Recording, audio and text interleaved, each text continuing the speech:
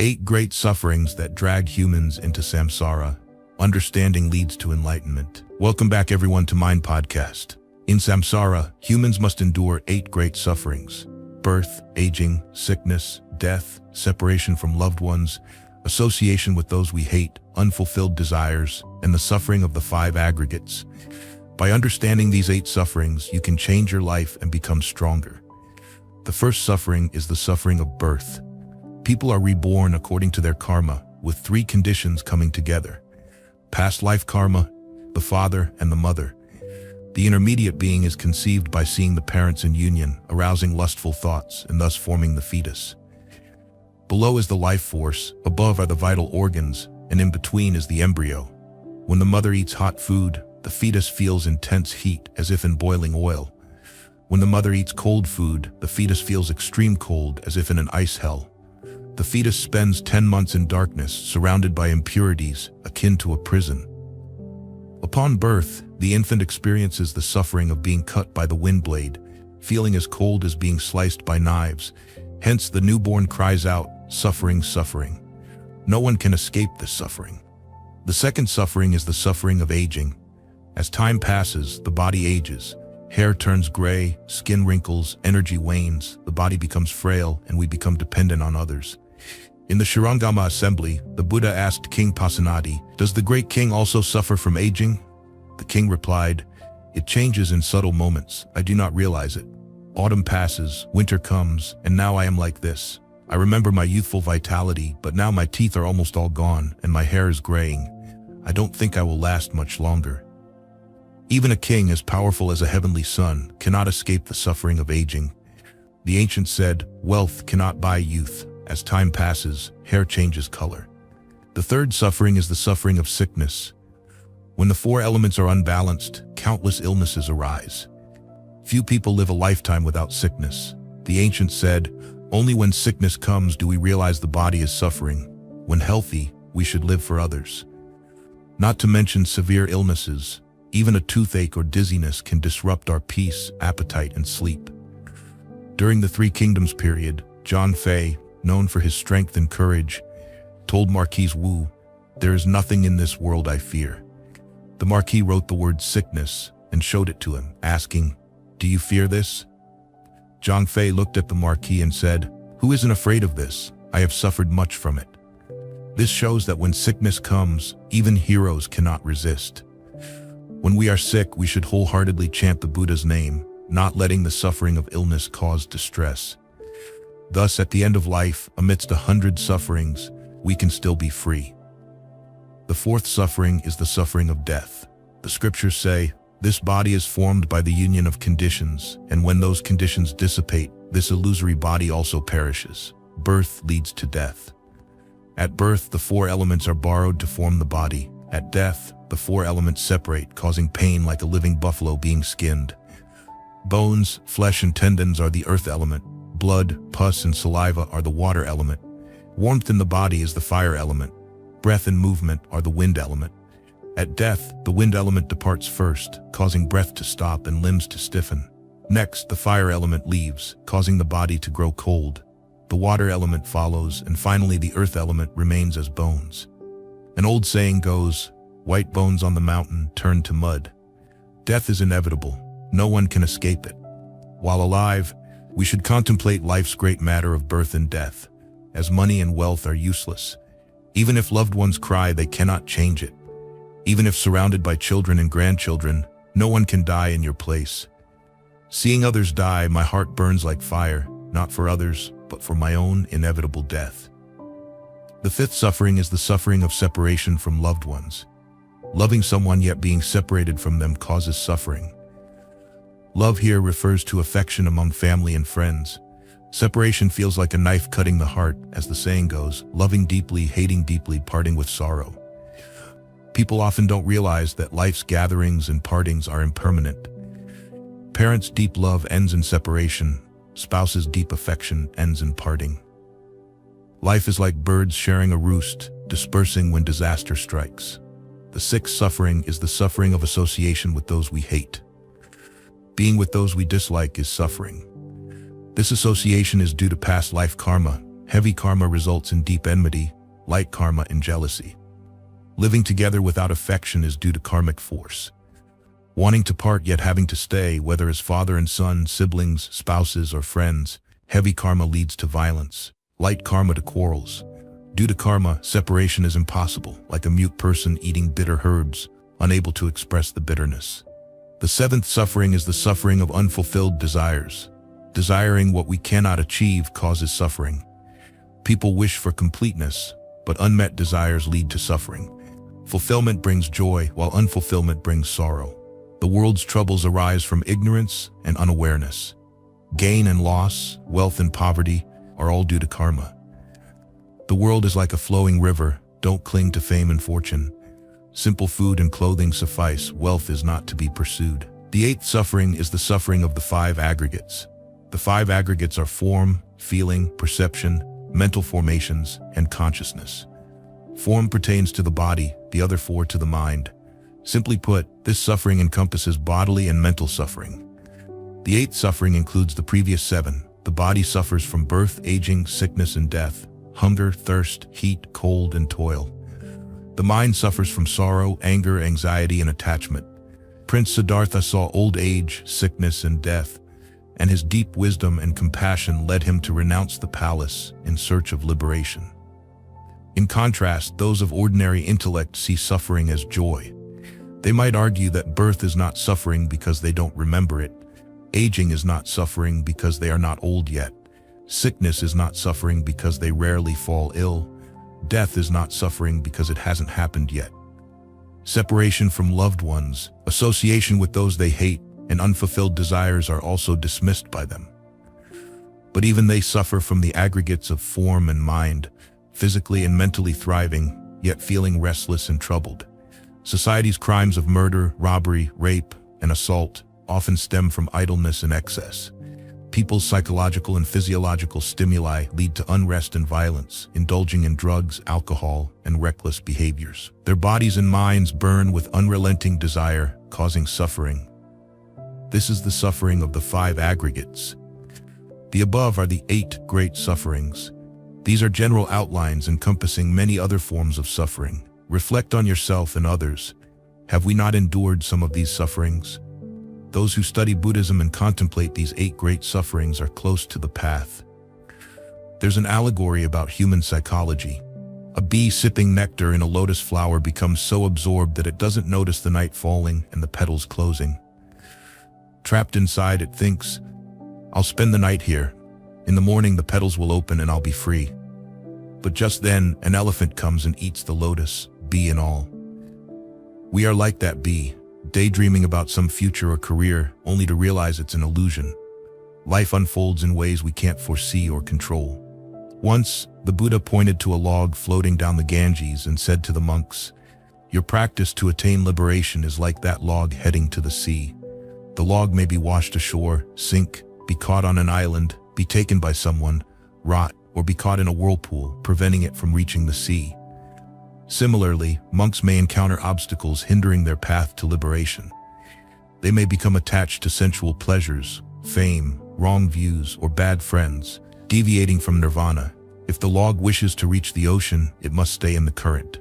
Likewise, monks must follow the middle way, grounded in precepts, concentration, and wisdom. Anyone seeking liberation or a better life must understand themselves and their circumstances. We live in an unstable world, not entirely roses nor entirely thorns. Roses are beautiful and fragrant, but have thorns. Optimists see a bed of roses, while pessimists see only thorns. Realists see both. To enjoy roses, one must endure thorns, but don't let thorns prevent you from enjoying roses. A wise person sees roses as roses and thorns as thorns, carefully avoiding harm. Like a pendulum, the 8 worldly winds, gain and loss, honor and disgrace, praise and blame, pleasure and pain are always present, faced by everyone throughout life. These 8 factors form 4 pairs, half roses and half thorns. Gain and loss. For business people, gain and loss are familiar. Gaining brings joy and happiness. This is normal, as life without joy is not worth living. Especially in a competitive and chaotic world, moments of happiness are essential. Whether material or spiritual, gained through righteous or unrighteous means, happiness brings joy and health. However, for Buddhists, wealth is not the most important. Wealth should be gained righteously through wisdom and labor. Wealth acquired through harm, deceit, or exploitation is not encouraged. Wealth is not the goal but a means for a better life. Wealth should ensure stability and comfort for oneself, family, parents, relatives, and friends, help those in need, fulfill civic duties, and support genuine spiritual practitioners who guide people on the right path. Money should be valued and used appropriately. Gains also come with losses. For those who understand life's nature, loss brings great suffering. Joy in gain turns to despair and loss, sometimes leading to suicide.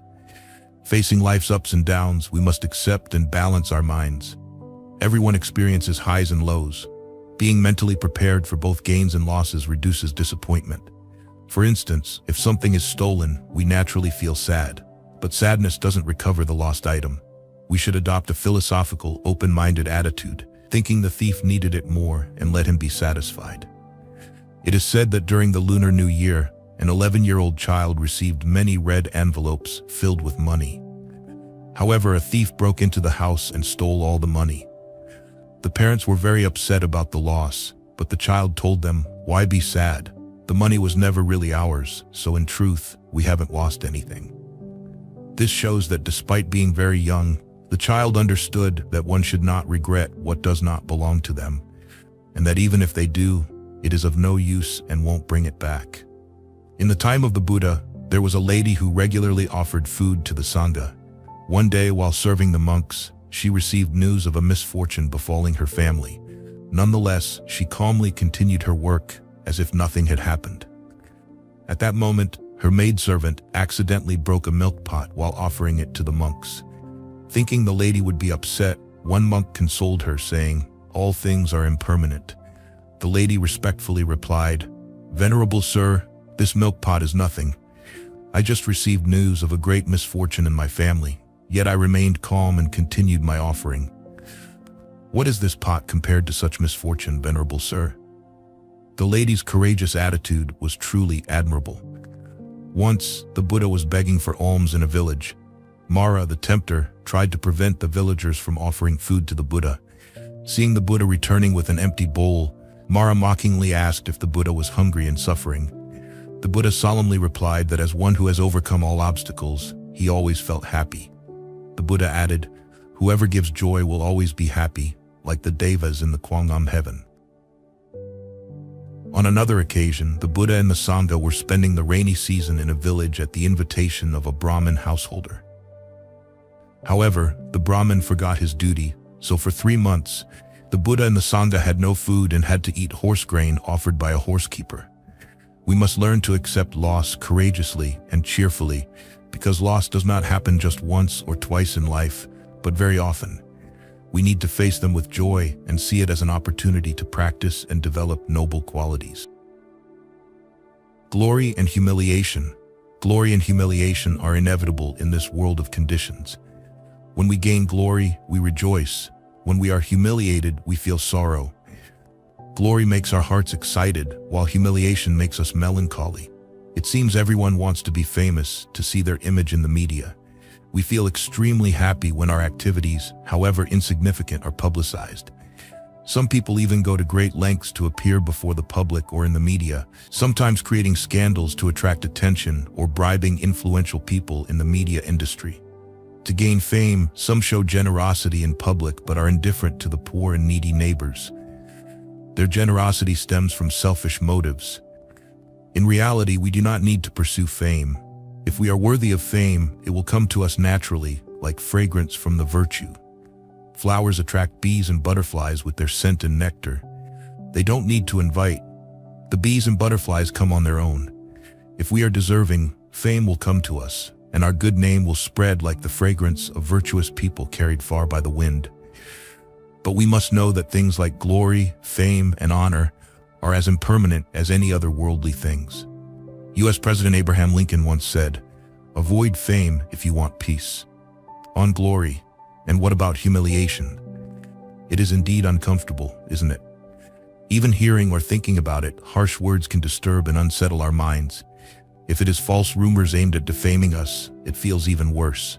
It often takes years to build a castle, but with modern weapons, it can be destroyed in a blink. Similarly, it may take years or a lifetime to build a reputation, but a single blemish can ruin it. No one in this life is free from attack, criticism, and humiliation, not even the Buddha. The Buddha was a revered teacher, but he also endured much slander. In those days, great people were known both for admiration and envy. The Buddha was once falsely accused of having murdered a woman who frequently visited the monastery and buried her body there. Eventually, the accusers had to admit they had killed the woman to falsely accuse the Buddha and the Sangha. When the Buddha became famous, respected, and offered alms, many started slandering him. Even his cousin Devadatta conspired to kill him. But all the accusations and harm failed. A perfect and saintly person like the Buddha faced such incidents. So who are we to expect only peace in our lives? The higher you climb, the more people see you, but they only see your back, not your chest. This gossipy world will scrutinize your smallest faults but ignore your virtues, even if they are evident. The winnower separates the chaff and retains the grain, while the filter keeps the coarse and lets the essence flow through. Cultured people retain the essence and discard the dregs, while uncultured people do the opposite. Life is diverse, with both refined and coarse people. We should not waste time correcting false rumors unless necessary. Your enemies will delight in seeing you hurt and suffering. That's what they want. So it's best to ignore those slanders. No one can stop rumors from spreading because people have their tongues. When faced with rumors or criticism, whether intentional or unintentional, it's best to act like a deaf person who hears nothing. Or, if you hear, think that they are talking about someone else with the same name. If you know they are talking about you, respond like the Buddha. He said, if someone offers a gift and the recipient does not accept it, the gift returns to the giver. So if you insult me, and I do not accept, you bring harm upon yourself. Like an echo follows a sound, a shadow follows a body, there is no escape. This path is full of thorns and stones. We cannot pave every road. It is best to wear shoes to protect our feet and boldly step forward.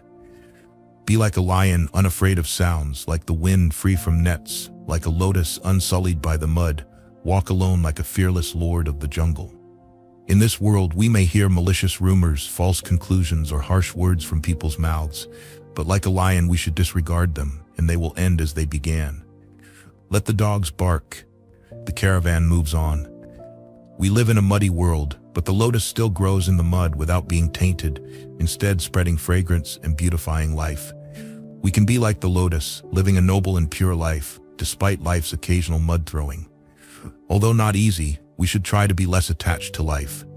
We come alone and leave alone. Detachment and non-expectation will keep our minds peaceful. It is ironic that great people often face slander, humiliation, and even murder. Socrates was forced to drink poison in prison, Jesus was crucified, Gandhi was shot dead, and so on. Blaise Pascal noted, being a good person is dangerous. If great people die for their beliefs, who are we to complain that our goodness is not rewarded? Yes, it is dangerous to be good, but history is not short of such good people.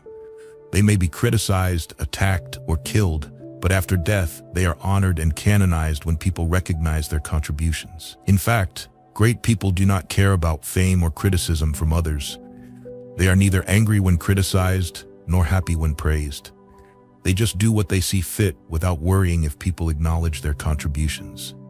Praise and criticism. When praised, we feel excited. When criticized, we feel sad. Between praise and criticism, the Buddha taught to maintain equanimity, not too happy nor too sad, like a solid rock undisturbed by the wind. Praise, if sincere, should be cherished, but if insincere, it is flattery meant to deceive. But in any case, we should see it as just sounds in the wind. It is best not to be influenced. Typically, a sincere compliment has a long-lasting impact, and people can easily achieve their goals through praise. A heartfelt compliment attracts the listener even before it is spoken. When starting a conversation, if we compliment the audience, we gain their attention. Conversely, if we criticize them, the reaction is negative. Of course, the compliment must be sincere. Educated people recognize and reject flattery. Sincere people compliment genuinely without envy. If they criticize, they do so with compassion to help the other improve. As Marian Fool said, without criticism, you will not have success. The Buddha taught, "One who speaks much is criticized, one who speaks little is criticized, and one who is silent is criticized. In this world, there is no one who is not criticized." Criticism seems to be a legacy of the human world. Most people have a tendency to find faults in others without paying attention to their good qualities. Sometimes we do good deeds, but are suspected of having bad motives. Sometimes we try to help others, like taking on a friend's debt in times of trouble, but they still find fault in us and turn their backs when we need help. Those who slander the Buddha are usually bad people, but the Buddha, like a great elephant on the battlefield, endures all the arrows aimed at him. He endured all the slander with a calm mind. The Buddha did not get angry, sad, or seek revenge on those who criticized or slandered him because he believed, hatred is never appeased by hatred in this world. By non-hatred alone is hatred appeased. This is a law eternal. No religious teacher has received as much praise and as much slander as the Buddha. The more you work, the greater you become, and the greater you become, the more you are criticized and ridiculed. Remember that slander is a weapon used to bring down the enemy. The great Greek philosopher Socrates had a very harsh wife who often scolded him, especially when he went out to help others. But once, she was busy with an important task and forgot to scold him as he left the house, making him look sad. His friends asked why he looked so sad, and he replied that it was because his wife didn't scold him today. He explained that his wife's scolding was an opportunity for him to practice patience, and today he lost that opportunity, so he was sad. This indeed is a valuable lesson for all of us. When criticized or scolded, instead of retaliating in self-defense, we should see it as a good opportunity to practice patience. Happiness and suffering. Happiness and suffering are two categories that profoundly impact humans. What makes us feel comfortable is happiness, and what makes us uncomfortable is suffering. Ordinary happiness is usually the satisfaction of desires. However, human desires have no limits, and greed is insatiable. When one desire is fulfilled, another arises. Human enjoyment essentially revolves around the 5 sensual pleasures. The highest and only happiness for an ordinary person is these 5 sensual pleasures. However, this happiness is very fleeting and uncertain. Can material wealth bring true happiness? If so, why do wealthy people still have dissatisfactions in life? In developed countries where material prosperity is at its peak, not all people feel happy. Clearly, material wealth alone cannot lead to complete happiness. Money does not make people happy. So, does ruling the world bring happiness? Alexander the Great conquered nearly the whole world, but was he happy? When we read modern history, we are horrified to know that millions of innocent people were killed by dictators like Stalin, Pol Pot, and Hitler. They believed they could create a new world by eliminating those unlike them, those they deemed inferior. But what did they achieve? The entire world condemns and curses them. Often, the lives of politicians and people with great power are very insecure, as in the cases of Gandhi and US President John F. Kennedy. True happiness can only be found within, not defined by concepts like money, power, glory, or territorial conquest. Possessions gained through unjust power will become the source of suffering for the user. What one person considers happiness may not be happiness to another. Alcohol and meat may be delicious to one but poison to another. The Buddha taught that there are 4 types of happiness in the world. The first is the happiness of having wealth, including money, health, longevity, strength, beauty, and children. The second is the happiness of enjoying one's possessions. Ordinary people love enjoyment. The Buddha did not advise everyone to abandon worldly pleasures, but to know how to enjoy without causing suffering. Enjoy not just for oneself, but also share and help others. The food we eat passes through the throat and is gone, but if we share it, it lasts. What we give, we receive in return. People will remember us for the good things we have done for the world. Prophet Muhammad said, "What we can truly call ours are the things we give away." The third is the happiness of being debt-free. If we live frugally and are content with what we have, we will not incur debt. A debtor lives in anxiety and inferiority, especially towards the creditor. Even if poor, being debt-free makes one feel light and relaxed, without anyone's criticism. Living without criticism is true happiness. A person free from criticism brings joy to themselves and positively affects others through their aura of happiness. Most people find joy in material pleasures, but some find joy in renunciation, non-attachment, or transcending material joys, which is a spiritual happiness. Ordinary happiness is good, but often comes with suffering, which not everyone can endure. Suffering comes from many sources: aging, illness, change, and loss. When ill, we should learn to accept and comfort ourselves by thinking it could have been worse, which could have led to death. Parting from loved ones is suffering, but we should think that all relationships must end. This is an opportunity to practice detachment. Or we can think this is the result of past karma. In general, in life, unpleasant things happen more often than pleasant ones, so we must learn to adapt and overcome obstacles. There's a saying, when you laugh, the world laughs with you. When you cry alone. Even the Buddha, who had eradicated all defilements and karmic retributions, suffered from illness and accidents. He had headaches, back pain, was injured by a rock thrown by Devadatta, and had to live alone in the forest for 3 months when the monks in Kapilavastu divided and ignored him. Regardless of the circumstances, the Buddha remained undisturbed between suffering and happiness. The master always maintained a calm mind, and death, perhaps the most painful event for everyone, is inevitable. Some deaths are unbearable, but everyone must die, without exception, sooner or later, in one way or another. Like ripe fruit must fall, the sun rises and sets, and flowers bloom in the morning and wither in the afternoon. Knowing it is unavoidable, we should learn to let go so that when impermanence comes, we are not fearful or confused. In the Anguttara Nikaya, Book 3, the Buddha taught about the 8 worldly conditions. In the world, beings are subject to 8 conditions. What are the 8? Gain and loss, fame and disgrace, praise and blame, happiness and suffering. These 8 worldly conditions spin beings around in the world. Monks, you should seek ways to abandon these 8 worldly conditions.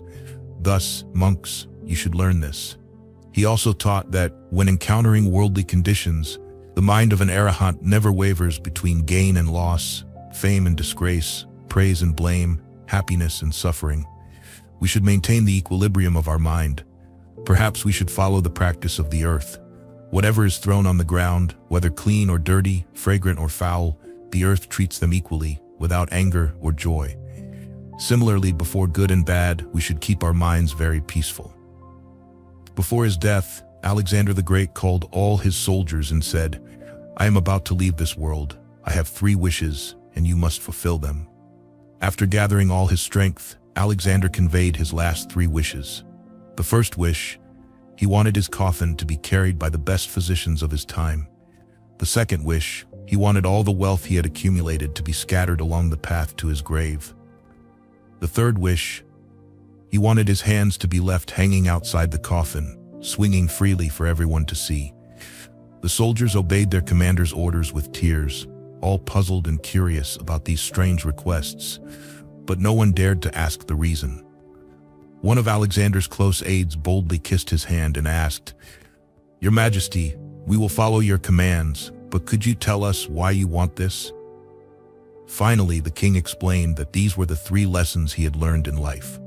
The first wish, he wanted the best physicians to carry his coffin, because he wanted everyone to see that when the time comes, even the best physicians cannot change anything. A doctor cannot truly heal someone, especially when facing death. The doctor is completely powerless. I hope everyone will learn to cherish their lives. The second wish, scattering wealth along the path, was to let people realize that the wealth one spends a lifetime accumulating cannot be taken with them when they die. It stays in this world. Death ends it all. People should not be like me, chasing the dream of wealth. I spent my whole life pursuing wealth, but I wasted most of my time. The final wish, to have hands swinging outside the coffin, he wanted everyone to see that we come into this world empty-handed and leave it empty-handed. All the lands I conquered, the mighty army, the sharp swords, and all the wealth are meaningless. After saying this, he closed his eyes and took his last breath. Alexander the Great's final wishes are profound lessons about life for us. While we can learn to appreciate the present life, yesterday is the past, tomorrow is a mystery, and today is a gift. Because when facing death, we carry nothing with us. returning to dust empty-handed. Shocking truths about God and the Buddha. Are they all fake? New, earth-shattering discovery about the true face of Jesus Christ. This is about the shroud, the sacred, mysterious relic believed to have wrapped Jesus Christ's body after his passion. Measuring nearly 4 meters long, the cloth bears a faint image of a man with wounds matching the biblical accounts of Christ's suffering. What's extraordinary is that this image is neither painted nor drawn. Rather, it results from some subtle transformation of the fibers, an imprint that modern science still cannot fully explain. For centuries, this shroud has drawn countless pilgrims, scientists, and theologians, all captivated by a major question. Is this truly an authentic testimony to the life, death, and resurrection of the Savior, or simply a timeless artistic masterpiece? Every analysis has yielded new findings, yet raised even more questions. The enigma behind the shroud is not only a reminder of faith, but also a journey of discovering the supernatural, beyond human comprehension. Does the truth lie within the cloth or within the human heart?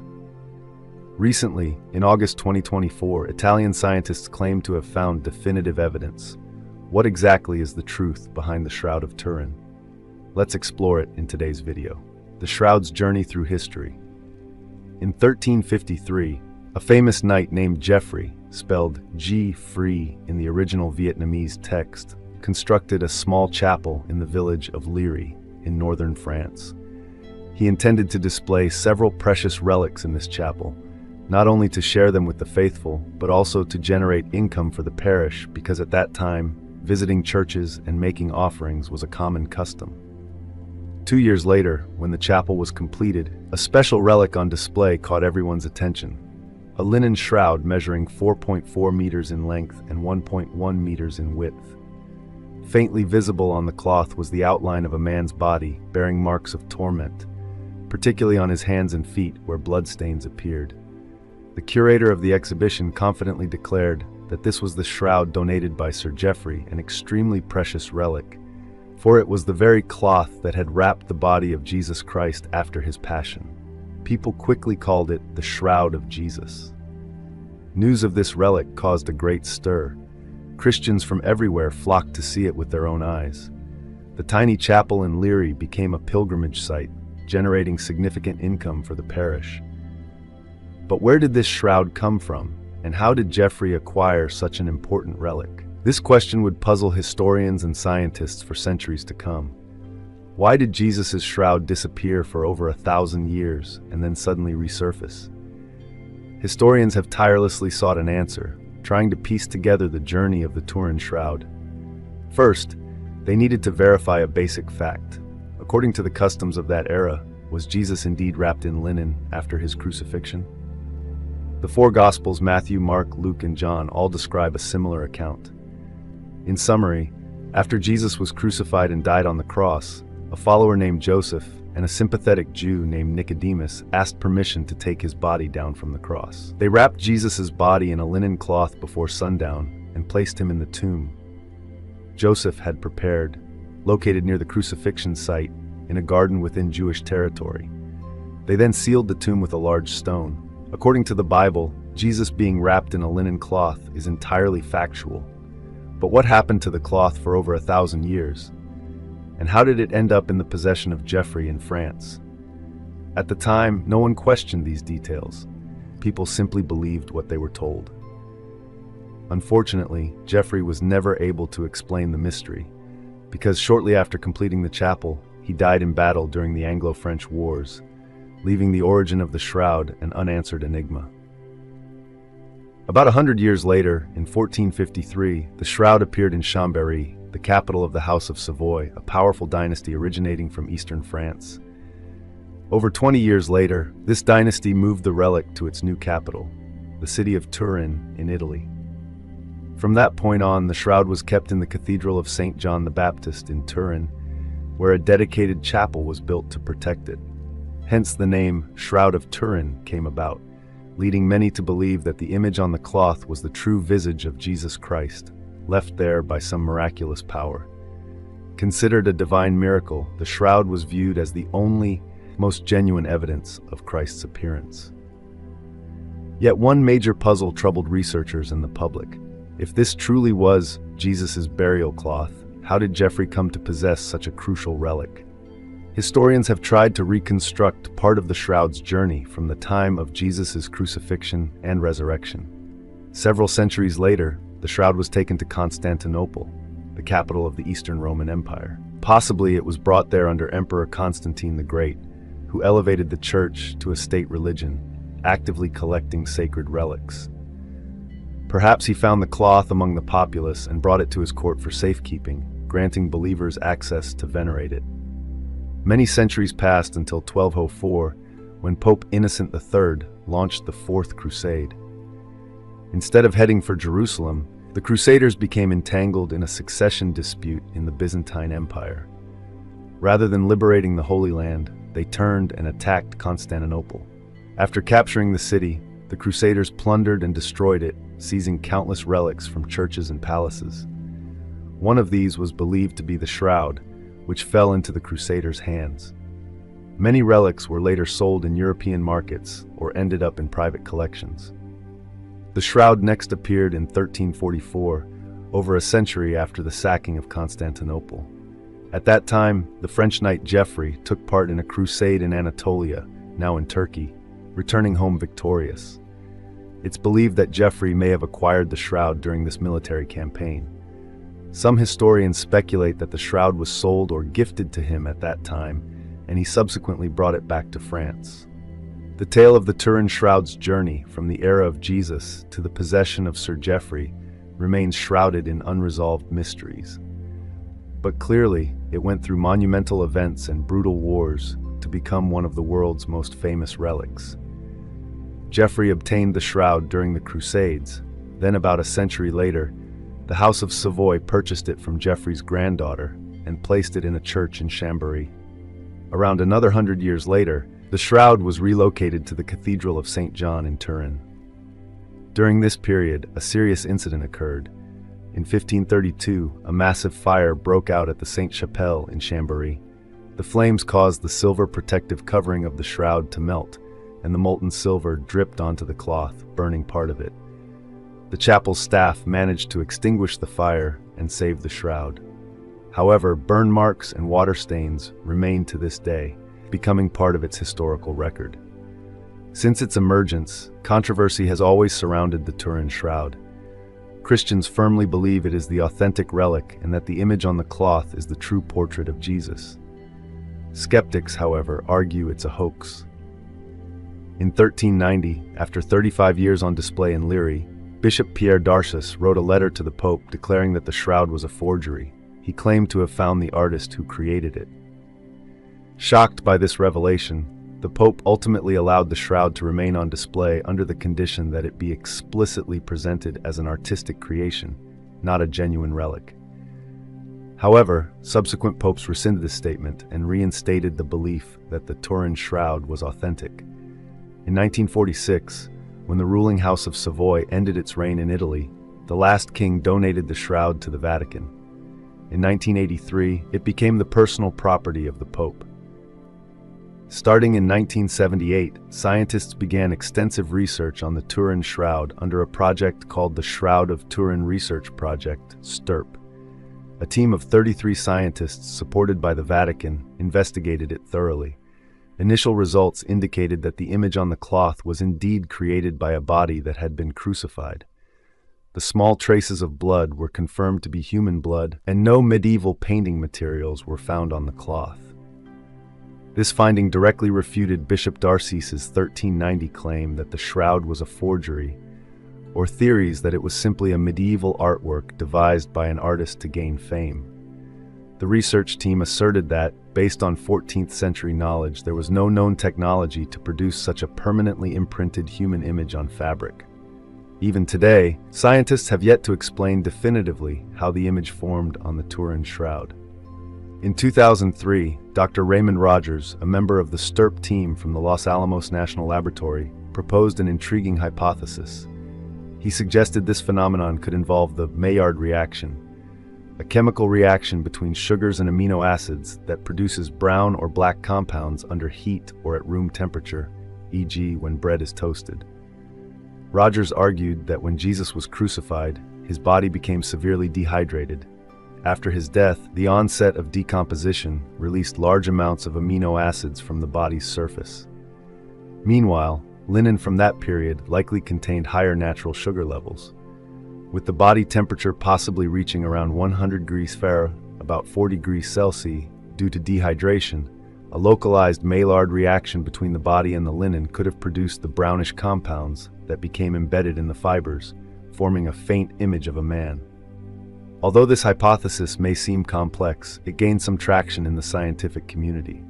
Notably, Rogers's team attempted to replicate these results in a lab using the Maillard reaction on linen.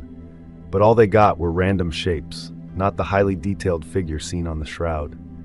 Meanwhile, the shroud's image eyes, nose, mouth, neck are depicted with striking clarity, almost as if by a master artist's hand. This left Rogers disappointed, as no archaeological evidence from contemporaneous tombs had revealed similar images on burial linens. He could not gather additional proof to bolster his hypothesis. In 2015, another study led by Giovanni, a scientist at the University of Modena in Italy, proposed that under first-century Jewish burial customs, the deceased were interred within 24 hours, especially in the hot climate of the ancient Middle East. To mask odors and help preserve the body, they would apply beeswax, aromatic oils, and other fragrances before wrapping the body in cloth. Giovanni posited that these substances might have interacted with the linen to create the image. He focused particularly on how the backside of the cloth bore a clearer image than the front, possibly because the body lay against the cloth, causing the oils and wax to concentrate on the back due to gravity. Although Giovanni's hypothesis initially seemed plausible, the STURP team back in 1978 had used various imaging techniques and collected samples from the shroud for chemical analysis. They found no traces of aromatic oils or beeswax, which Giovanni's theory required. He explained that the high temperatures during the 1532 fire might have evaporated these substances, but there was no evidence to support that claim. Thus, his hypothesis remained unsubstantiated. Additionally, 20th century archaeological excavations in the Middle East uncovered many first-century tombs, yet none of the discovered burial cloths bore images of people akin to the Shroud of Turin. This further suggests that simple application of oils and wax would not produce such an image. Nothing supports Giovanni's notion, rendering it untenable. In 2023, a photographer named STURP, the text seems to abbreviate ST for a member of STURP, but we'll keep it as it is, recalled a remarkable finding from 1898. An amateur Italian photographer named Secondo Pia took the first ever photographs of the Turin shroud. Astonishingly, when he developed the negative, the image was far clearer than what can be seen with the naked eye. This indicated that the shroud image is more suitably analyzed under photographic techniques. The photographer remarked that in his entire career, he had never seen anything like it. If photography only emerged around 1826, could a medieval technique have prefigured it in the 14th century? In 1993, a researcher named Nicholas Allen proposed that medieval artists might have used silver nitrate to coat linen, then placed the cloth in a darkened room where light from a small pinhole would project onto it, essentially turning the cloth into a giant negative. This could explain why the shroud image resembles a photographic negative. While intriguing, the STURP team's 1978 analyses found no evidence of silver nitrate on the cloth, so this hypothesis didn't stand. In 2011, Italian physicist Paolo Di Lazzaro published findings on how such an image might form. He used high-powered ultraviolet laser pulses to irradiate linen. Short bursts of radiation, just 40 nanoseconds each, produced discolored marks similar in color and shading to those on the shroud. However, Paolo admitted that to create the entire human image on the Turin shroud would require 14,000 laser devices operating simultaneously, far beyond present-day capabilities. In reality, laser technology dates only to around 1960, so there's no way 14th century or 1st century folks had 14,000 high-powered lasers to craft the shroud. His hypothesis, therefore, is clearly an anachronism. Meanwhile, some scientists have tried to explain the image formation by analyzing carbon-14 dating of the cloth. In 1988, a British research team, with papal approval, took a small sample of the shroud for radiocarbon testing. They concluded the cloth originated in the 13th or 14th century, perfectly aligning with Bishop Darcis's 1390 claim that it was a forgery. Many believed the shroud was indeed a medieval artwork. However, 4 other teams also performed radiocarbon tests on samples from the shroud, yielding dates spanning roughly 300 BC to 400 AD. Which results were correct? Most scientists remain skeptical of the radiocarbon tests for a simple reason. Over the centuries, the shroud has endured many events, transfers between owners, fire damage, and numerous repairs and restorations. All these factors contaminate the fabric. The samples could contain material from various eras. Furthermore, in order to avoid further damage, only tiny samples could be taken, making it impossible to ensure these bits truly represented the shroud's original threads. Consequently, carbon-14 dating did not provide a definitive answer. Several members of STURP instead examined the physical characteristics of linen samples from different eras. Comparing medieval samples, and even some dating back 5,000 years, they discovered that first-century linen fragments found at an archaeological site in Israel possessed very similar physical traits to the Turin shroud. This indirectly suggests that the shroud may not be a medieval product, but could indeed date to Jesus' time. Hence, on August 20th, 2024, Italian researchers used a novel technique that determined the cloth was woven about 2,000 years ago, i.e., in the era of Jesus. Specifically, a team from the Institute of Crystallography of the Italian National Research Council recently analyzed the linen using wide-angle X-ray scattering, WAX. This method measures the natural aging of linen fibers, translating it into a production date. They studied 8 tiny samples from the shroud, exposing them to X-rays to gather highly detailed structural data on the fibers and their organic compounds.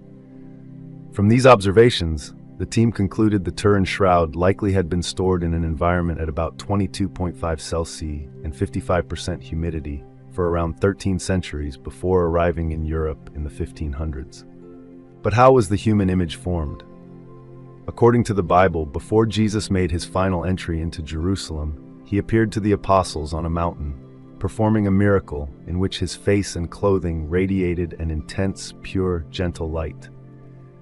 Later, Jesus instructed them not to speak of this miracle until after his death and resurrection. Christians believe that at the moment of his resurrection, Jesus' body once again emitted a brilliant light, comparable to 14,000 lasers, imprinting his image on the burial cloth, leaving an eternal mark. Believers see this as the real cause of the shroud's image. Is the Turin shroud a divine miracle or not? It can neither be proved nor disproved. Thus, science and faith must remain separate. Those who trust science can continue searching for answers, while believers in God can keep their faith intact. What if everything you know about Buddhism and Hinduism is based on a lie? Today we'll delve into a religious controversy so intense it could rewrite Eastern spiritual history. Imagine this. The Buddha, an enlightened sage, founder of one of the world's major religions, turns out to be a disguised Hindu deity. You may have heard that some Hindus believe the Buddha is an incarnation of Vishnu, sent to Earth as part of a divine plan. But this is where things get more complicated. Many Buddhists vehemently reject this, insisting that the claim is not a sacred revelation, but a form of spiritual appropriation. In the next 20 minutes, we'll explore a mystery dividing millions. You'll hear conflicting perspectives from both sides. We'll examine ancient scriptures that hint at hidden truths and uncover a shocking theory that may upend this entire debate. By the end of the video, you may find yourself questioning everything you thought you knew about 2 of the world's major religions. Get ready for a journey to the heart of Eastern spirituality. Before we begin, I want to emphasize that our goal is to explore and inform, not to offend or show disrespect to any religious belief. This video will present various perspectives to encourage open-minded discussion and mutual understanding. A tense theological confrontation between Buddhism and Hinduism could change how we understand both religions. Imagine a Hindu text casually mentioning the Buddha as one of Vishnu's avatars, like suddenly discovering that Superman and Batman are the same person. Though seemingly benign, such a statement ignites intense conflict. For many Hindus, it's a natural acknowledgement of a great teacher. But for Buddhists, it's seen as a grave misunderstanding or even a deliberate distortion of the Buddha's identity and teachings, the very founder of a globally influential religion. This clashes at the core of both major religions' foundations. If the Buddha is indeed an incarnation of Vishnu, this might radically alter our understanding of Buddhism. If not, then it calls into question the orthodoxy of Hindu tradition. Millions of devotees are caught in this spiritual battle, offering a wide range of opinions. Now, some Hindu traditions boldly declare the Buddha as Vishnu's ninth avatar. Far from being a fringe theory, it's a widely held view among millions of Hindus worldwide, recorded in the sacred text, the Bhagavata Purana. There, it explicitly states that at the dawn of the Kali Yuga, the Lord shall appear in the form of Buddha, the son of Anjana, in the province of Gaya, with the purpose of deluding the wicked. It portrays the Buddha as a divine figure who came to guide or mislead unworthy beings, fulfilling a cosmic duty for those who do evil.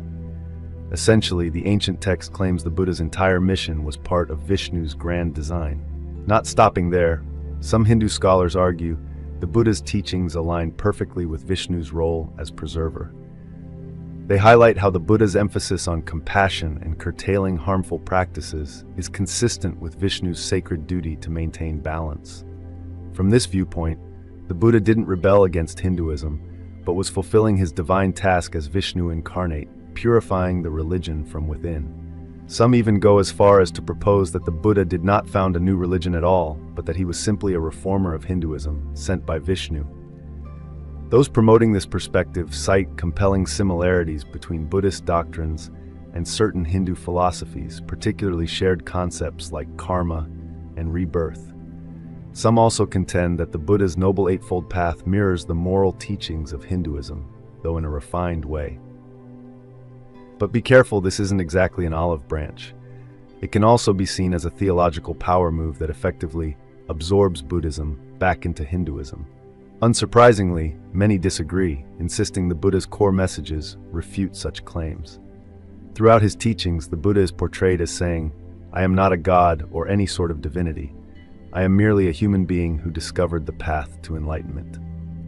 Placing the Buddha in the pantheon of Vishnu avatars directly contradicts fundamental Buddhist principles. Buddhist scholars argue that the notion of the Buddha as Vishnu's incarnation is found only in later Hindu texts and does not appear in the earliest Buddhist scriptures. They see this as an effort to undermine Buddhism's distinct identity, reabsorbing it into Hinduism. For Buddhists, the issue is not just academic. It's seen as a form of spiritual colonialism, a tactic to co-opt their cultural and spiritual heritage. For instance, during the 2013 Global Buddhist Conference in New Delhi, debates flared when some Hindu speakers referred to the Buddha as merely a Hindu reformer. Representatives from Buddhist groups strongly objected. This showcases that the dispute over the relationship between Buddhism and Hinduism is not confined to scholarly debates, but surfaces in modern interfaith dialogues as well. Some Buddhist leaders even call the claim that the Buddha is Vishnu a form of spiritual aggression, an ongoing campaign to erode the unique Buddhist identity in its birthplace. Buddhists emphasize the human origins of Shakyamuni Buddha, a prince who wrestled with existential questions and attained enlightenment through personal effort. This human potential is central to Buddhist philosophy. Portraying the Buddha as a divine incarnation risks reducing the story's power for ordinary people. Buddhist opposition isn't just philosophical. There have been historical examples of Hindu appropriation of Buddhist sites and symbols. From Bodh Gaya to countless Buddha statues and temples, many shrines have been turned into places of Hindu worship. Buddhists continue to fight for control of their sacred heritage. For example, as mentioned, at the 2013 Global Buddhist Conference in New Delhi, tensions flared when certain Hindu presenters claimed the Buddha was merely a Hindu reformer, prompting Buddhist delegates to protest. This indicates the controversy is anything but a settled historical matter. It remains a hot topic today across laboratories, social media, and sacred sites alike. In 2013, the Mahabodhi temple complex, the holiest site in Buddhism, was struck by a series of bombings, intensifying Hindu-Buddhist tensions in India. While the motives behind the attacks were complex, the incident underscored the fragility of interfaith relations in the digital era. The battleground soon shifted to social media, where Hindu nationalists posted extensively asserting that the Buddha's roots lie in Hinduism, while Buddhist activists responded with hashtags like Buddha not Hindu to assert the Buddha's independent identity. In 2015, a well-known Hindu leader ignited a Twitter storm by claiming the Buddha was a reformer of Hinduism, which was met with a viral #Buddha not Hindu campaign featuring historical citations used to counter this notion. Simultaneously, legal battles raged over the ownership of ancient Buddhist archaeological sites. This was not just about real estate. It was a fight over historical legitimacy and the right to preserve spiritual heritage. Political leaders have sometimes exacerbated these tensions. In 2015, India's Prime Minister made headlines when he gifted a Buddha statue to a Hindu temple in Mongolia. Critics questioned whether it was a gesture of interfaith solidarity or a veiled statement implying the Buddha was part of Vishnu's pantheon. The debate raged for weeks, overlapping into education policy, as arguments erupted over how textbooks should portray the Buddha, with each side accusing the other of rewriting history. Even international relations are touched by this dispute. China, for example, asserts that the Buddha was born in Nepal, a statement that goes beyond mere geography to separate the Buddha from Indian and by extension Hindu roots. Even the Dalai Lama, often seen as a unifying figure, hasn't been immune. He once remarked, "The Buddha was born in India and is part of Indian culture." Different parties have interpreted his words to support their own narratives, using them as ammunition in the debate over religious identity. Another startling possibility arises. What if the entire debate is built on a giant misunderstanding? What if instead of the Buddha being an avatar of Vishnu, Vishnu's later depictions were influenced by Buddhism? Some scholars note that references to the Buddha as an incarnation of Vishnu only appear centuries after his death, during a period when Buddhism was already highly influential across India. Wendy Doniger, a prominent scholar of religion, points out that Hinduism has no single founder or single scripture and no uniform theology. Rather, it's a confluence of myriad beliefs and practices that may have absorbed neighboring traditions, including Buddhism. The famous Hindu principle of ahimsa, nonviolence, might have been inspired or reinforced by Buddhist teachings. The notion of a compassionate deity taking human form to teach a path of righteousness closely resembles the bodhisattva concept in Buddhism. Some researchers argue that the worship of Vishnu gained popularity during the same era that Buddhism reached its peak in India, suggesting Buddhism might have shaped how Vishnu is venerated. If so, rather than Buddhism being a derivative of Hinduism, it could be that Hinduism was partially transformed by Buddhist thought. Vishnu reimagined as a non-violent, compassionate teacher might have been more influenced by the Buddha than previously recognized. Early texts about Vishnu typically portray him as a lesser solar deity. Over time, especially by the composition of the Bhagavad Gita, he had ascended to supreme deity status, taking incarnations to teach the Dharma similar to a bodhisattva. This viewpoint contradicts the claim that the Buddha is just another avatar of Vishnu, suggesting that much of Vishnu's later characterization was shaped by Buddhism. Should this be proven true, it would be a monumental irony. The attempt to absorb Buddhism might itself be evidence of Buddhism's profound impact on Hinduism. Unsurprisingly, this theory is highly controversial. Hindu scholars often argue it undervalues Hinduism's antiquity and continuity, while some Buddhists fear it could dilute the Buddha's unique identity. Still, if true, it redefines the entire historical interplay between Buddhism and Hinduism, showing how each shaped the other over centuries. Ultimately, the question isn't so much which side has more evidence, as it is, how do we interpret the evidence we have? With every new archaeological discovery and re-examination of ancient texts, the debate evolves. It's not just an issue of the past, but a live controversy spanning science labs, social media, and sacred pilgrimage sites in the present day. What do you think about the controversy between Buddhism and Hinduism? Share your thoughts in the comments below. Don't forget to subscribe and turn on notifications to join us for more fascinating videos. For now, goodbye and see you next time. Buddha, the master scientist, greater than Einstein. Scientists dream of reaching Mars, an extremely challenging endeavor. But Buddha, with just one thought, could travel anywhere within the three realms, which are even vaster than the universe as they include both the form realm and the formless realm, while the universe is only a small part of the desire realm, specifically the visible part of the desire realm. Thus, Buddha is also known as Tathagata. The meaning of Tathagata is coming from nowhere and going nowhere, thus called Tathagata, from the Diamond Sutra. This denotes omniscient wisdom, existing everywhere in space and time, knowing precisely everything.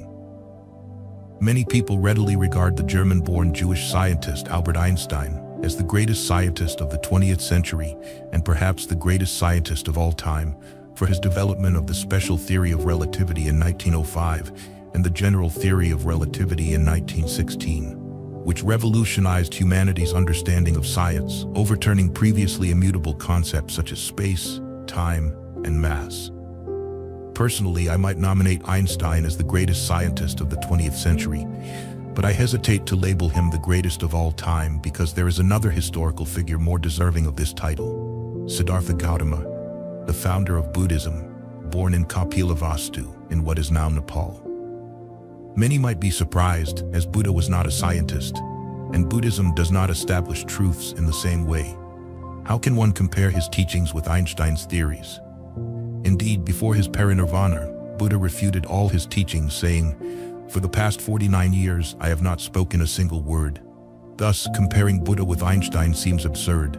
However, in the relative world of ignorance, Buddha taught many sutras, and I will use these provisional teachings to compare the scientific aspects of these two great historical figures, hoping that readers may find some intriguing and beneficial insights about the world.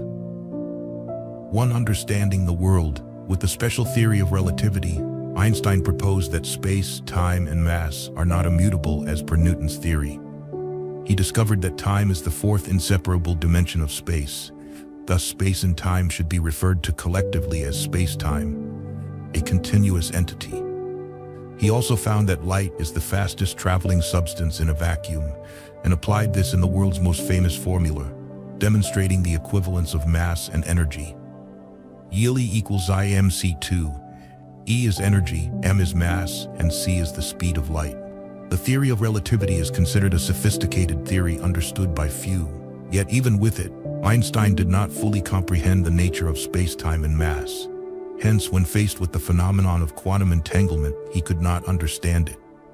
During his lifetime, Einstein did not understand or know why a photon could appear simultaneously in two or more places, and when a photon at one location was affected, the photon at another location was similarly affected instantly, regardless of the distance. He called this spooky action at a distance. If signals were transmitted, the speed would have to be millions of times faster than light, which contradicts Einstein's own postulate that light is the fastest in the material world, with no object traveling faster. Light travels in a vacuum at a constant speed of approximately 300,000 kilometers per second without initial velocity, as light has no mass and thus no inertia. Recently, it has been discovered that neutrinos travel faster than light, 306,000 kilometers per second. If confirmed, this would indicate a slight error in Einstein's theory, yet not enough to change fundamental perceptions, merely suggesting that humans might be able to travel back in time to observe the past, traveling at the speed of neutrinos 306,000 kilometers per second compared to light's 299,792.5 meters per second, thus catching up to light and observing the past. Did Buddha understand quantum entanglement? During Buddha's time, no one knew of this phenomenon, but through the teachings in the sutras, we can affirm that Buddha knew and had clear answers for it. In the Lotus Sutra, Buddha often emits radiant light to show the assembly of monks, nuns, laymen, and laywomen, the countless worlds, indicating space, from the past to the future, indicating time, and innumerable beings in the 10 directions, indicating number. Buddha possessed all divine powers, 6 superpowers. The Abhidharma Kosha, often abbreviated as kosher, describes these 6 superpowers. The 6 superpowers. 1. Riddhi Visaya Jnana, the power to transform one's body as desired, to fly in the air, walk on water, enter mountains, etc. All actions follow the mind without obstruction. 2. Divine Eye, Divya Kaksu Jnana, the power to see all forms near or far in the world and to see the happiness and suffering of beings in the 6 realms of samsara. 3. Divine Ear, Divya Shrotra Jnana, the power to hear and understand all sounds and languages of beings in the 6 realms of samsara. 4. Mind Reading, Parasiddha Jnana, the power to know all thoughts in the minds of beings in the 6 realms. 5. Remembrance of past lives, Purvanivas Anusmrti Jnana, the power to remember past lives of oneself and others in the 6 realms, from one life to many thousands of lives, knowing clearly where they were born, who their parents were, their names, and their actions. 6. Extinction of defilements, Asravakshaya Jnana, the power to eliminate all defilements, wrong views and desires in the 3 realms, thus attaining complete liberation. Thanks to these superpowers, without any technological devices, Buddha could see through the 3 realms, from the tiniest particles like photons, neutrinos, and subatomic particles like quarks and electrons, to the cosmic bodies in the great Trichilya cosm. Buddha knew they were merely illusory particles and referred to them as floating flowers in the void. The Lotus Sutra clearly states that in the 10 directions, countless Buddhas like Sakyamuni are simultaneously teaching the Dharma. This demonstrates Buddha's understanding of quantum entanglement, the phenomenon where a photon can appear simultaneously in multiple locations. Buddha also knew that space, time, and number are not real, existing only in the mind. Hence, a photon at one position being affected simultaneously affects the photon at another position instantly, without signal transmission through space. Einstein referred to this as spooky action at a distance, because he did not understand that space-time and number are unreal. Is there evidence that Buddha knew space-time and number are unreal? Number is the count of myriad things, of material forms. No form is real. Matter has no substance, as explained clearly in the Heart Sutra. Therefore, Sariputra, form is emptiness. Emptiness is form. Form does not differ from emptiness. Emptiness does not differ from form. The same is true of feelings, perceptions, formations, and consciousness. To the unified field theory, Einstein spent the last 30 years of his life researching a theory that could explain everything. Theory of everything TOE, which he called the unified field theory. He aimed to unify relativity theory and quantum mechanics, but ultimately failed, passing away in 1955 without resolving the issue. Buddha, living over 2,500 years before Einstein, predicted Einstein's and like-minded individuals' failure, stating that TOE is impossible. Buddha provided an example with the story of the blind men and the elephant in the Nirvana Sutra. A king asked his minister to bring an elephant for the blind men to examine. The blind men touched the elephant. The king asked them, "What does an elephant look like?" The one who touched the tusk said it was like a radish. The one who touched the ear said it was like a fan. The one who touched the leg said it was like a pillar. The one who touched the back said it was like a bed. The one who touched the belly said it was like a pot. The one who touched the tail said it was like a rope. The king symbolizes the omniscient knowledge of the Tathagata, perfect knowledge. The minister symbolizes the Nirvana Sutra. The elephant symbolizes the Buddha nature. The blind men symbolize all ignorant beings. The blind cannot know the whole, only parts. Who are the blind? They are politicians, philosophers, scientists, businessmen, artists, and the common folk. Essentially, all beings with their brain-based knowledge can never attain total knowledge. Buddha told the story of the blind men and the elephant to illustrate that the rational mind is limited and cannot comprehend the whole, as its understanding is based on ignorance. Human philosophy and science, built on ignorance, do not recognize that the essence of the world is emptiness, devoid of meaning. Ultimate understanding leads to contradictions in illogic, making theories incomprehensible and unacceptable.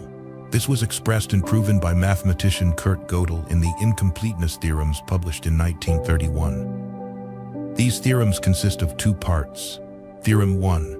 If a theory is based on a consistent set of axioms, within that theory there always exist propositions that can neither be proven nor disproven. Theorem 2. There is no method to prove the consistency of a system of axioms. The philosophical significance of the incompleteness theorems is that there are always contradictions in any rational system. Matter has no substance. The void, which means nothing, can create the universe and everything in it. Quarks and electrons are mere virtual particles, yet they create the myriad forms of the world, including intelligent humans who can think abstractly and invent all sorts of devices, but cannot know the whole. Contradictory pairs are essentially one but not one.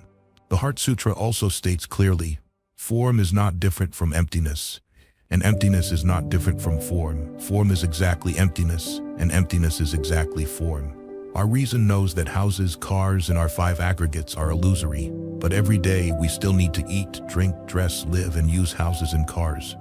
There can be no theory to unify these contradictions. Reason is powerless. Einstein gave up, but Buddha did not. The brain cannot solve the problem, but without using the brain, it can be solved with unimaginable results. Birth and death are natural laws. Everyone thinks so and believes no one can escape them. But Buddha realized there is no birth and death and escaped samsara. Buddha did not seek a Toei because he knew it was an illusion, like a mirage in the void.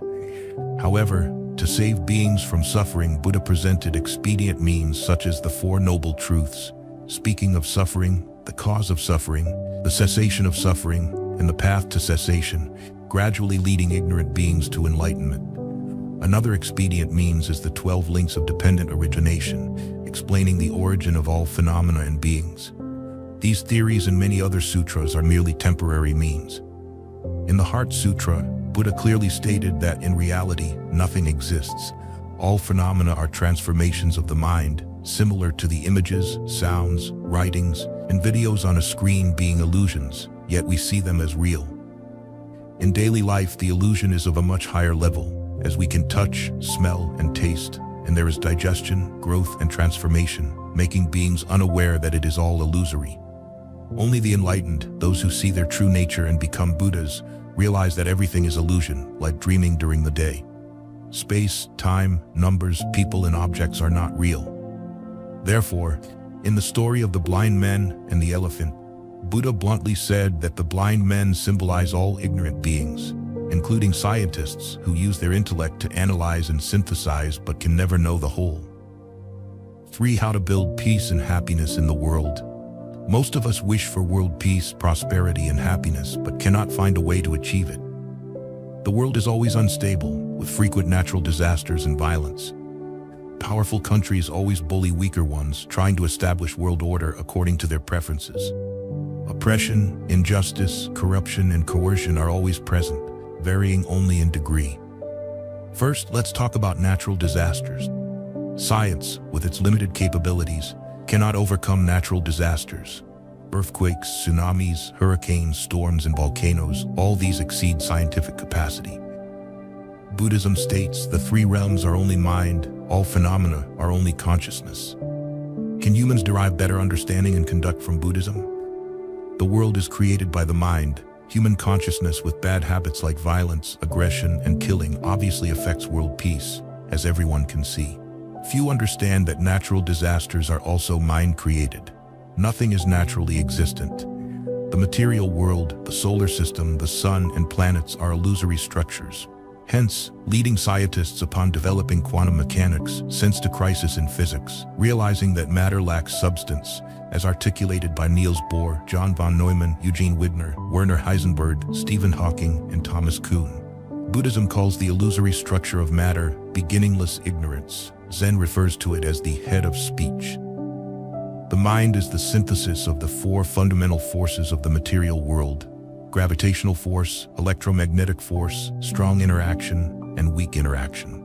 Since matter is an illusory structure, the mind can change it. Enlightened beings with superpowers can do this. For example, Huineng, Hanshan, and Dantian changed their bodies' structure to become incorruptible without external intervention or mummification. Even those not yet enlightened but with strong mental power like Zhang Baosheng and Ho Shandui can perform miraculous feats like walking through walls, moving physical objects through solid barriers, and more. When Buddhism states the 3 realms are only mind, all phenomena are only consciousness, We should understand that the mind is the synthesis of the four fundamental forces of matter. The mind is an infinite energy source. Buddha proclaimed this long ago, which Einstein and many current scientists still do not understand. The universe is also an illusory structure, a daydream. It is an information field where consciousness can interact with infinite data from the Alaya Vijnana. Humanity shares collective karma, hence perceiving a similar universe.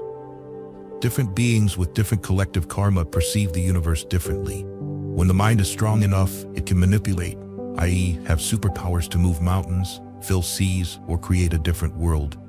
For instance, Amitabha Buddha created the Western Pure Land to guide those who sincerely wish to go there, a place with level ground, no high mountains or deep valleys, where beings are born from transformation rather than wounds, and do not struggle daily for food like on earth.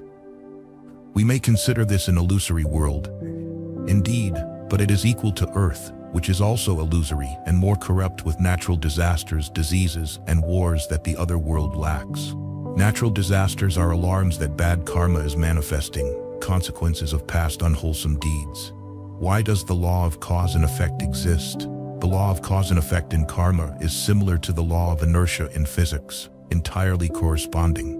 When we create a force, a reaction force of equal magnitude but opposite direction appears. This is the principle of jet propulsion. In the invisible world, karma also operates according to the inertia principle in the visible world. When we create bad or good karma towards others or objects, a reaction karma affects us, which we call the law of cause and effect. A universal principle is symmetry. When there is an electron, there is a positron symmetrical to it. When there is visible matter, there is also dark matter. The symmetry principle creates contradictory pairs in any field, visible or invisible. Natural disasters have very deep origins, not as superficial as scientists explain. Thus, when two monks argue about whether the flag moves because of the wind or on its own, Hineng said, "It is neither the wind nor the flag that moves, it is your minds that move." This statement holds profound meaning. An individual may not have enough power to change the collective karma of hundreds of millions, but understanding this, one no longer blames heaven and earth or oneself and can calmly accept karma, knowing it is temporary and thus remain at peace. Solving natural disasters in this way also solves all other calamities similarly. Buddha taught that peace and happiness depend on oneself, on one's mental state, not on others or external things. Thus, Buddhism teaches patience and generally does not endorse violent measures. Historically, when Buddhism was destroyed and Buddhists were killed by Muslims in India, Buddhists did not seek revenge, knowing that those who sow the wind will reap the storm. The law of cause and effect will manifest, and the Muslims could not avoid retribution. Buddhist teachings inherently contribute to the peace and happiness of humanity, while science, despite providing many material benefits and conveniences, cannot be denied, but simultaneously brings much suffering and death. Like chemical weapons, Agent Orange, and destructive weapons like atomic bombs, or conventional weapons like mines and bombs, killing countless people daily. Einstein regretted signing a letter to President Roosevelt suggesting the creation of an atomic bomb to fight fascism. Although he did not participate in the program, upon learning the bomb was developed, he wrote a second letter to President Truman, who succeeded Roosevelt after his death, urging not to use the bomb. But it was too late. 2 atomic bombs dropped on Hiroshima and Nagasaki, causing disaster for the Japanese. In conclusion, even purely scientifically, without considering the contributions to humanity, Einstein does not compare to Buddha. Einstein understood the world based on partial ignorance, while Buddha realized that mind and the universe are non-dual. Buddha transcended birth and death, deserving the title Tathagata, infinite light, infinite life, pervading space and time, beginningless and endless. Meanwhile, Einstein struggled unsuccessfully with the unified field theory. Thus, I choose Buddha as the greatest scientist of all time. For Buddha, the master scientist, Buddha is a term that refers to someone who is fully enlightened. Sakyamuni, also known as Siddhartha Gautama, attained enlightenment, hence we call him Buddha. Enlightenment means understanding all truths about the universe and human life. From this enlightenment, Buddha taught his disciples who recorded his teachings in the sutras. The sutras contain countless truths that, even after more than 25 centuries, remain fully relevant and undiminished by time. Today, as we study the sutras meticulously, we discover that these truths closely align with and surprisingly match modern scientific knowledge. In this article, we will present an overview of some key points for readers to ponder. Buddha lived 6 centuries before Christ, while well-known scientists emerged only in the 18th century AD. Yet, during his time, Buddha perceived an innumerable number of worlds in the universe. In the Chinese Buddhist canon, there are phrases such as worlds as numerous as the sands of the Ganges and dust-mote worlds, implying countless worlds. Today, with the aid of telescopes, astronomers have seen an immense number of worlds in the cosmos. Numerous stars twinkle in the night sky, visible as planets, worlds, with countless other planets too distant for the naked eye to see. This serves as concrete evidence that science helps us understand Buddha's teachings from over 25 centuries ago. Moreover, once, while walking in a forest with the monks, Buddha saw fallen leaves, withering leaves about to fall, and fresh sprouts just emerging. He told the monks, "The world is decaying, about to decay and forming, just as the leaves in the forest are falling, about to fall, and budding, about to bud." Thus, Buddha often taught that the world undergoes 4 stages: formation, existence, decay, and emptiness. Modern scientists also acknowledge that the world goes through these 4 stages. This is a clear alignment between Buddhist philosophy and science, despite the vast time gap. All things in the world form and perish due to dependent origination, as seen through Buddha's wisdom. Dependent origination means that nothing forms without the gathering of various conditions. It is incorrect to say things form randomly or are created by a mystical hand. Buddha confirmed that all things form due to the gathering of conditions and perish when these conditions disperse. The formation and destruction of all things are due to conditions, a true perception of Buddha. Hence, in Buddhist scriptures, it is often taught, all phenomena arise due to conditions. They have no inherent substance, and they are impermanent. This aligns with the principles of no self and impermanence, frequently mentioned in the scriptures. Nothing is formed by a single cause, nor does anything arise suddenly without cause. Only when all conditions are met can something form. Thus, Buddha did not accept the theories of single cause or no cause. This reality is now clarified by science, leaving no room for doubt. Furthermore, we see countless things around us, and upon analysis, they all form due to the gathering of conditions. No thing forms on its own or is made by something else. This evident truth further illuminates Buddha's teachings. We see clearly that despite the time difference, there is no dividing line between Buddhism and science. When Buddha was alive, he saw numerous germs in a bowl of water. In the Chinese Buddhist canon, there is a phrase, Buddha observed 84,000 germs in a bowl of water. Today, with the help of microscopes, scientists see many germs in water. Moreover, Buddha saw countless germs within the human body. In the Chinese canon, it is mentioned, within the human body, there are countless germs residing. Today, with basic scientific knowledge, we no longer doubt this.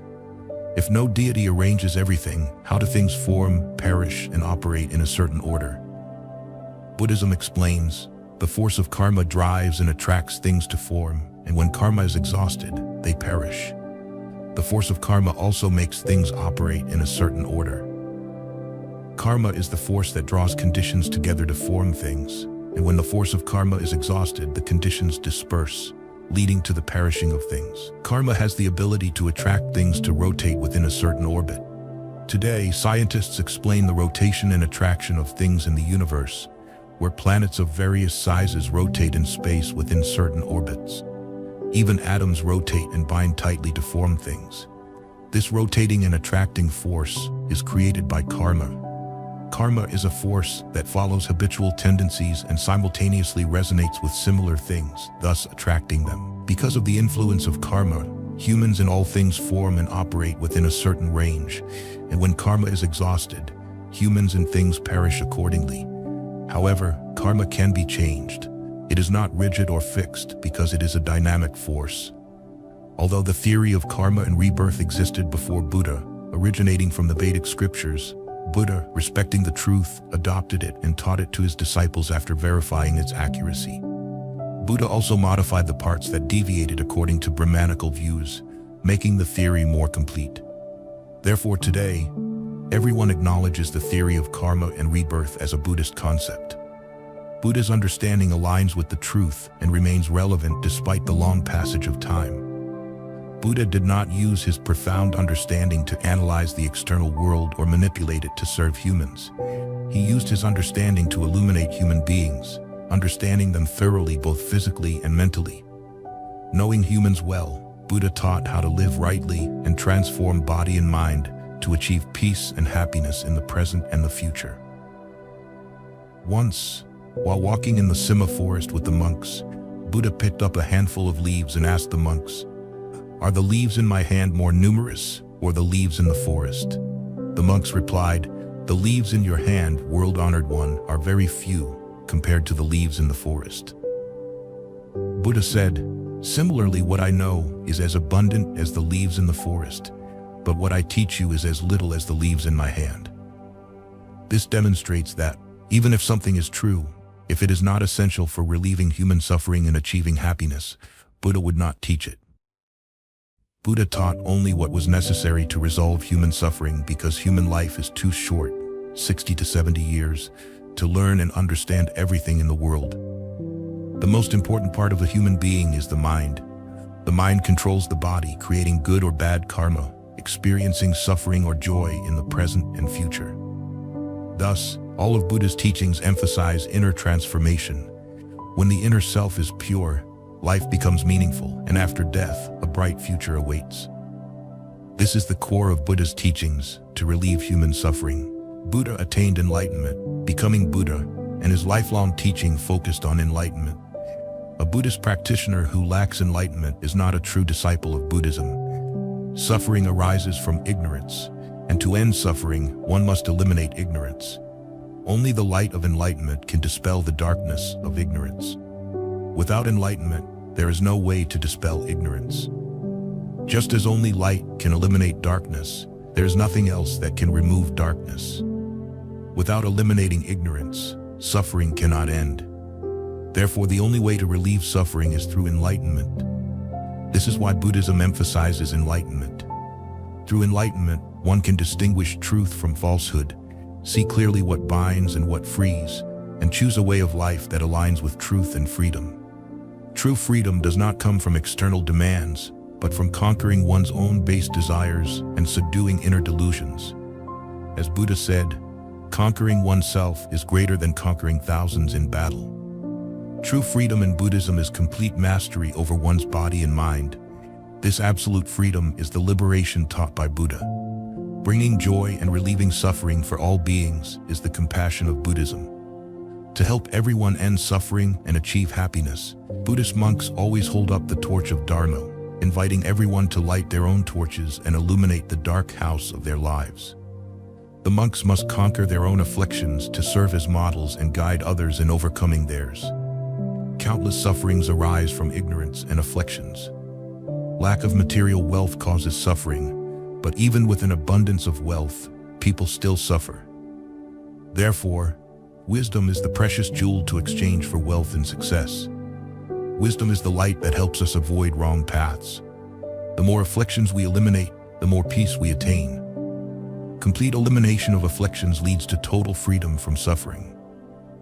After opening the eye of wisdom and eliminating afflictions, one achieves complete peace and freedom. Buddhist monks are dedicated to relieving human suffering by teaching wisdom and freedom. Buddhism sees all beings as equal in their inherent nature, differing only in their karma. Karma is transient and changing, while the inherent nature never changes. The transient differences are insignificant compared to the eternal nature. Therefore, Buddha taught, all beings have Buddha nature, emphasizing equality.